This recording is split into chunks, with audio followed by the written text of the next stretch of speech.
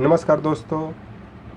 आज मैं फिर जो मणिपुर में जो अब ये बहुत ज़ोर शोर से चर्चा चलने लगी है, सिर्फ मणिपुर ही नहीं, चाइना में, पाकिस्तान में और विश्व में भी कि मणिपुर में जो कुकी उग्रवादी हैं, उसके साथ साथ जो नागा उग्रवादी हैं, वो सब कुकी लैंड की स्थापना करने की बात कर रहे हैं। वो कुकी लैंड राज्य की मांग कर रहे हैं, लेकिन यह भी चर्चा कर रहे हैं जो पाकिस्तान के लोग कि उन लोग म्यांमार के चीन और मणिपुर, मिज़ोरम और नॉर्थ ईस्ट के कुछ स्टेट मिला करके कुकी लैंड देश बनाने की बात कर रहे हैं। तो मैं तो पाकिस्तान को बता देना चाहता हूँ कि पहले अपना वो बलूचिस्तान बचा लें, क्योंकि आज न कल बलूचिस्तान टूटेगा और उसको तोड़ने में भारत का भी सहयोग रहेगा, क्योंकि जिस तरह से उसने बांग्लादेश में आतंक मचाया, जिसके कारण कम से कम 4 लाख महिलाओं का तो बलात्कार किया ही पाकिस्तानी फौजियों ने, उसके बाद कितना उत्पीड़न किया, जिसके कारण बांग्लादेश के लोग ही अलग देश बनाने की मांग करने लगे और अंततः भारत की तत्कालीन प्रधानमंत्री इंदिरा गांधी की आक्रामकता के कारण पूर्वी बंगाल या पूर्वी पाकिस्तान के नाम से जाना जाता था, वो बांग्लादेश के नाम से जाना जाने लगा और नए देश बांग्लादेश की स्थापना हो गई। उसी तरह से जिस तरह से पाकिस्तान चीन के बहकाव में आकर के बलूचिस्तान में आतंक मचाए हुए हैं और सीपे करके जो चाइना पाकिस्तान इकोनॉमिक कॉरिडोर है, उसके निर्माण को बहाना बना करके जिस तरह से आतंक मचा रहा है, उससे लग रहा है कि बलूचिस्तान के लोग तो अलग देश की मांग कर ही रहे हैं और विश्व स्तर के जो बड़े देश के जो नेता हैं, वो भी बलूचिस्तान बनाने की बात कर रहे हैं। इस कारण मैं पाकिस्तान को और चाइना को एक तरह से चेतावनी दे रहा हूँ कि भारत के साथ टकराने की कोशिश नहीं करें, न तो चूर चूर हो जाएगी। अगली बात, जो कुकी लैंड के जो सपना देख रहे हैं, उनका सपना चकनाचूर हो जाएगा। इतना ही नहीं, आपको भी चकनाचूर कर दिया जाएगा, क्योंकि भारत के लोग या भारतीय इतिहास उठा के देख लीजिए कि जब तक शांत रहता है, जब अपने ये औकात में आ जाता है तो दूसरे को औकात को ख़त्म कर देता है। उसका उदाहरण, पाकिस्तान ने भारत के साथ 4 युद्ध लड़ा।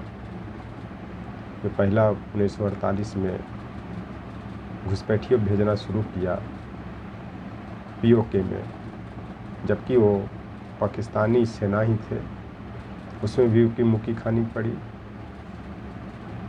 1965 के युद्ध में उसको मुक्की खानी पड़ी, 1971 के युद्ध में मुक्की खानी पड़ी। 1971 के युद्ध में तो एक बांग्लादेश देश ही बन गया। फिर 1999 में कारगिल युद्ध में भी उसको हार का सामना करना था। चाइना भी धोखे से 1962 में जो आक्रमण किया था, उसके बाद भारतीय सेना ने बहुत कोशिश की कि जितने चाइना ने भूभाग लिया है वो वापस ले लिया जाए। अब बड़े पैमाने पर लिया, अक्साई चीन छोड़ दिया, क्योंकि उसी टाइम में पाकिस्तान ने बहुत सा क्षेत्र चीन को दे दिया जो अक्साई चीन में शामिल है, जिसके कारण फिर भारत उसमें इंटरफेयर नहीं कर पा रहा।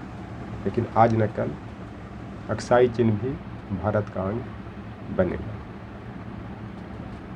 अब मैं आ रहा हूँ कि मणिपुर में क्यों ऐसा हो रहा है। तो पहली बात, लगभग 1.5 साल होने जा रहा है, लेकिन प्रधानमंत्री नरेंद्र मोदी जी अब तक मणिपुर का दौरा नहीं किया। ये भी एक प्रश्न उठ रहा है कि आखिर आप विदेश में जा रहे हैं, जबकि भारत की इंटरनल सिक्योरिटी ही डिस्टर्ब हुआ पड़ा है, तो आपको जाना चाहिए, वहाँ पे बताना चाहिए वहाँ पे शांति बताना चाहिए कि आखिर ऐसा क्यों कर रहे हैं, और जो भी जो मतई को एसटी का जो दर्जा देने का जो मुद्दा के कारण इतना बड़ा हिंसक आंदोलन हुआ, अब आज भी हो रहा है, उसे कैसे रोका जाए, ये सबसे सलाह लेनी चाहिए और वहाँ पे शांति स्थापित करने की बात की जानी चाहिए। लेकिन अब तक नरेंद्र मोदी जी वहाँ नहीं गए। अगली बात कि जो असम राइफल्स के जो वहाँ लगे हुए थे, मैं पिछले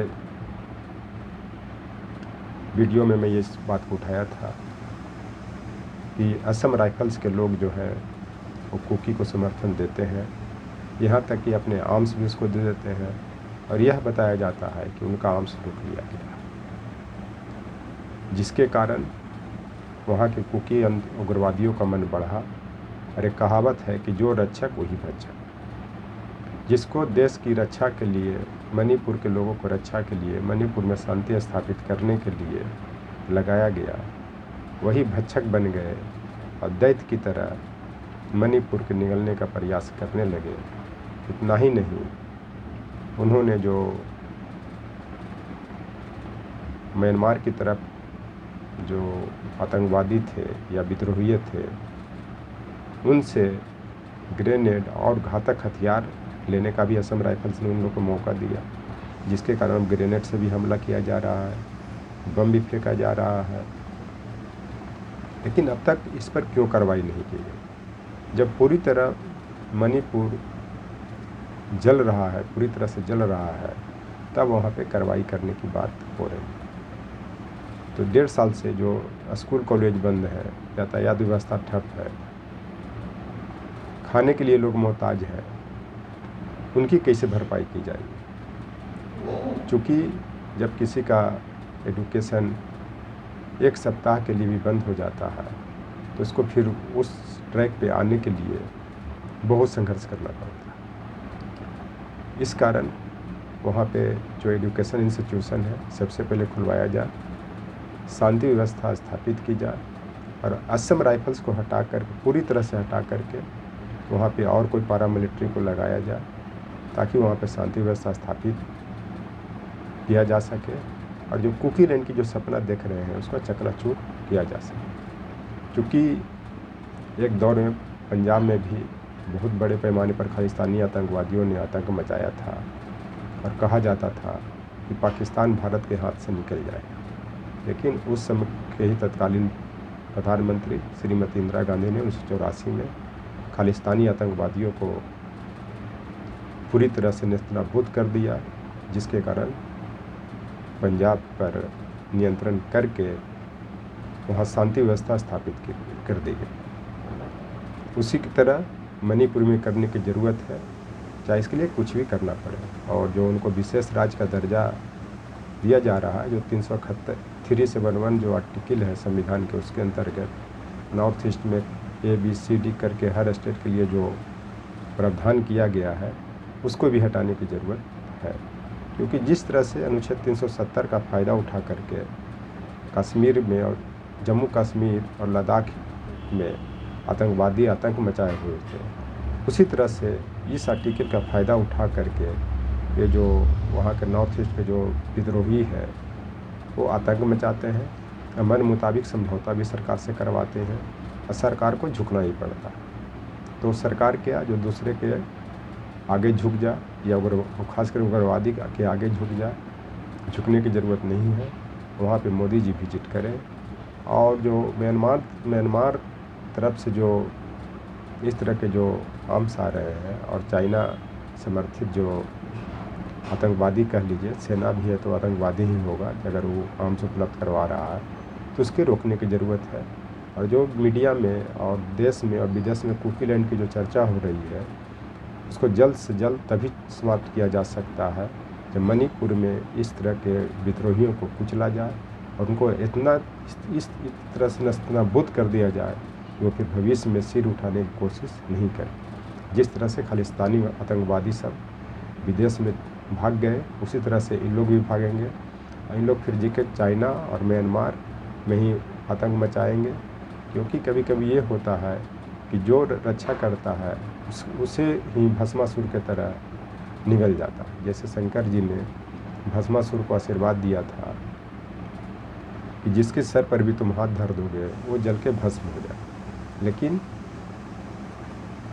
एक दिन वह भस्मासुर शंकर जी पर ही हाथ धरने का कोशिश किया, जिसके कारण वो खुद जलकर भस्म हो गया। उसी तरह से ये सब जो आतंकवादी जो है किलैंड है या नागा है, वो भी जो भारत के सरकार के आशीर्वाद से ही इन लोग इतना आतंक मचाए हुए हैं।